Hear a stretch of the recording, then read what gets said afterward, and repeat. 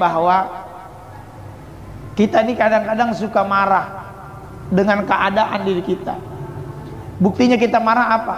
Kita suka bikin status baik di media sosial atau diceritakan kepada orang lain perihal terkait apa yang terjadi pada diri kita.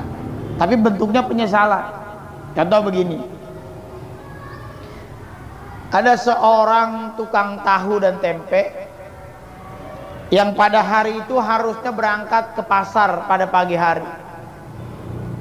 Rupanya dia terlambat, kemudian tergesa-gesa menuju jalan raya, sampai pada akhirnya karena terburu-buru dia terpleset, jatuh, hancur dagangannya. Tempe dan tahunya hancur, nggak bisa buat dijual kembali. Terus kemudian dia paksa kemudian jalan ke jalan raya dengan harapan supaya tempe yang hancur inilah laku di pasar, walaupun tidak seberapa tinggi harganya. Yang penting biar bisa pulang bawa uang. Orang kan ada yang makannya itu cuman jadi punya penghasilan hari itu ya buat makan hari itu. Ada di antara sahabat-sahabat kita yang begitu modelnya. Dia makan, dia kerja hari itu, dia dapat duit, dia buat makan buat hari itu. Besok dicari lagi. Dia paksakan diri dia kemudian untuk berangkat ke pasar dengan tempe dagangan, tahu dagangannya yang kemudian hancur. Dengan harapan walaupun rugi dia tetap bawa duit supaya anak dan keluarganya bisa makan. Sampai di jalan raya dia tunggu lama 1 jam 2 jam, mobil yang dia datang nggak kunjung datang. Dia tanya, ternyata mobil yang dia harapin udah lewat sebelum dia nyampe di pinggir jalan raya. Makin marah. Udah usaha, udah bikin tempe dan sebagainya, udah bikin usaha. Di jalanan hancur tempenya, sampai di pinggir raya mobil pun udah nggak ada. Makin marah. Dia berpikir dalam dirinya, mau makan apa anak istri saya kalau saya nggak berangkat ke pasar. Dengan nada kesal, dengan nada marah dia pulang ke rumahnya sambil berceloteh dalam dirinya, Allah ini nggak adil pada diri saya. Sementara saya yang sholat subuh pagi hari mempersiapkan dagangan, ternyata kemudian Allah takdirkan saya dagangannya hancur. Belum sampai situ, ternyata Allah belum selesai menguji batas kesabaran saya. Mobil yang ingin saya taikin ternyata kemudian udah berlalu dan meninggalkan saya sampai kemudian saya tidak bisa berangkat ke pasar menjualkan dagangan saya. Nggak adil Allah ini. Sementara orang-orang yang nggak sholat, sementara orang-orang yang maksiat rezekinya lancar, sementara orang-orang yang jauh dari Allah rezekinya Allah permudah. Kenapa saya orang-orang yang senantiasa ibadah engkau persulit rezekinya? Pernah nggak kita berpikir begitu? Atau jangan-jangan kita termasuk orang yang pernah berpikir begitu? Ya Allah, susah banget hidup ini. Anak mau sekolah nggak punya duit, mau makan nggak punya duit, mau ini nggak punya duit, mau itu nggak punya duit. Terus kemudian ya Allah, berat amat ujian ini. Pernah?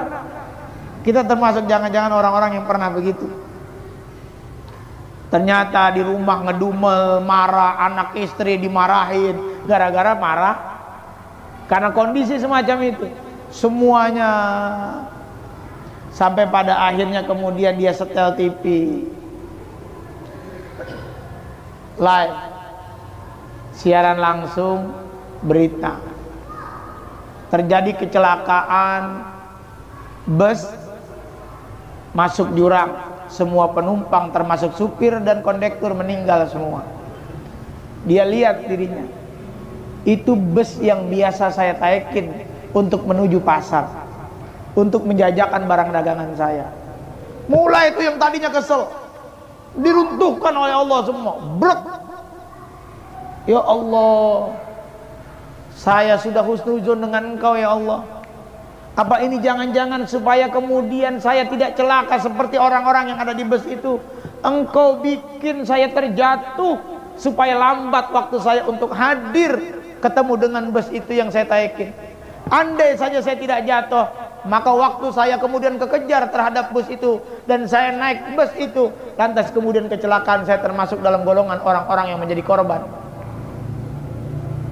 Mulai itu Allah runtuhkan kesombongan kita, Allah runtuhkan seujuan kita kepada Allah, Allah runtuhkan prasangka buruk kita kepada Allah. Habis kita. Pada saat itu kemudian dia bersyukur, ya Allah, tidak apa-apa ya Allah, saya minta maaf ya Allah, ampuni saya. Kalau tadi kemudian saya mengatakan Allah engkau tidak adil, ternyata inilah bukti keadilan engkau. Jangan sampai saya kemudian menjadi korban, anak istri saya kemudian tidak ada yang mencari nafkah buat mereka. Apa yang terjadi tidak cukup sampai di situ. Tiba-tiba pintu rumahnya diketuk. Assalamualaikum. Waalaikumsalam, ada apa Pak? Bapak yang namanya si ini, betul Pak? Bapak penjual tempe dan tahu, betul Pak? Ada apa Pak ya? Saya mau beli tempe tahu. Waduh Pak, mohon maaf, tempe tahu saya hancur tadi, jatuh. Apa kata orang yang di depan tadi? Memang yang lagi saya cari itu tempe yang hancur sama jatuh, itu yang pecah-pecahan. Memang yang saya butuhin tempe yang pecah-pecahan sama yang tahu yang pecah-pecah. Saya borong semuanya Pak. Harganya harga normal, nggak apa-apa. Makin tersungkur orang ini. Allah punya cara yang tidak diketahui oleh manusia. Hanya saja manusia tidak sabar dan bersyukur terhadap ketentuan Allah. Apa yang kita anggap baik, ternyata menurut Allah buruk. Apa yang kita anggap buruk, ternyata menurut Allah baik. Maka jangan berprasangka buruk dengan takdir yang Allah tentukan kepada kita. Ajaban liman aikona bil qadri kaifa taqdab. Saya heran, kata ulama, orang-orang yakin dengan takdir Allah, tapi kemudian dia masih menganggap marah dengan ketentuan Allah. Kadang-kadang kita masih begitu nggak? Masih suka, ya Allah begini amat hidup saya ya Allah. Ya Allah tolongin apa ya Allah. Ingat, apa yang kita dapati hari ini, apa yang Allah takdirkan kita pada hari ini, yakinilah itu yang terbaik dari Allah.